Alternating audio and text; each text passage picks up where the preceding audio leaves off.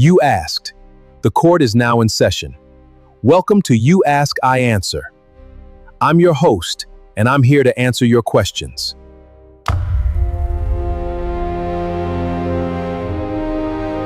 Hello, ladies and gentlemen. This studio has become the court of public opinion. Welcome to You Ask, I Answer. Thomas Berger once said, "The art and science of asking questions is the source of all knowledge." And also Eugene Ionesco once said, "It is not the answer that enlightens, but the question." Now over to our host, Teacher Johnny King, with the question of today's episode. Now here's the big ask.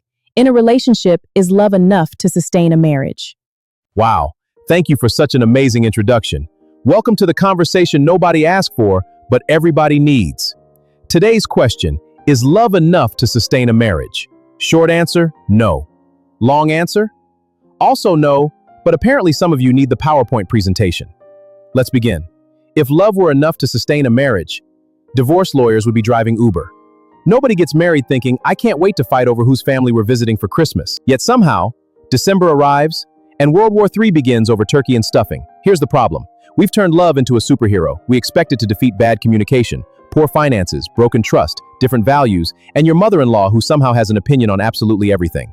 That's asking a lot from 4 little letters. Here's the truth. Love gets you to the altar. Character gets you to your golden anniversary. Love says, I can't live without you. Marriage eventually says, could you please put the toilet seat down just once before I lose my religion? See the difference? Love is the spark.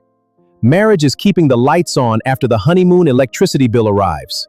And can we stop pretending butterflies are a retirement plan?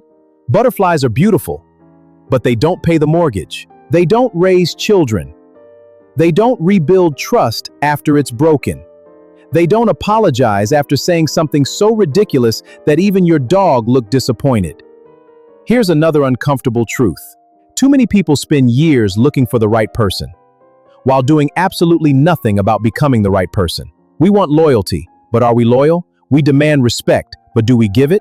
We want honesty until our spouse asks, how much did that shopping trip really cost? Now, suddenly we're speaking in parables. Marriage isn't sustained by love alone. It's sustained by respect when you're annoyed, patience when you're exhausted, forgiveness when your ego wants revenge, and commitment on the days when I do feels more like, why did I?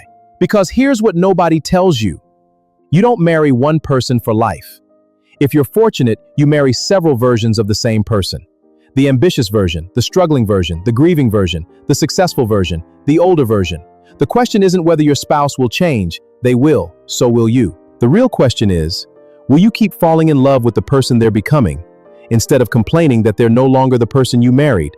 Now that's the conversation. So, is love enough? No. Love starts the journey. Respect keeps you walking. Trust keeps you together. Commitment keeps you moving when the road gets rough. And laughter. Laughter reminds you why you chose each other in the first place. Closing? Now go argue in the comments. Just bring facts. Your feelings can come too.